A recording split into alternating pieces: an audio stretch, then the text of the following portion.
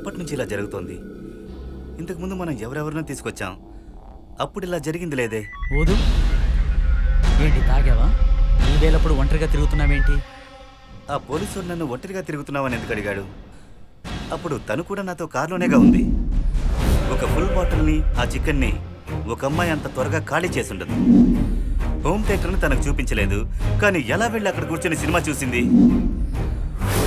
తను నాతో ఉన్నప్పుడు తన శబ్దం మాత్రం ఎలా బయట వినిపించింది? తిరిగి చూస్తే తను కనిపించలేదు. తను వచ్చాకే ఇవన్నీ జరుగుతున్నాయి.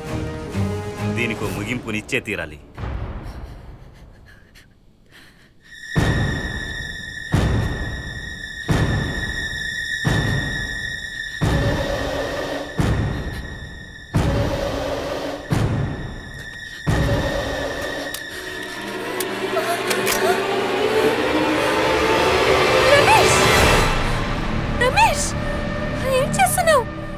తెలిసే, నాకన్నీ తెలుసు.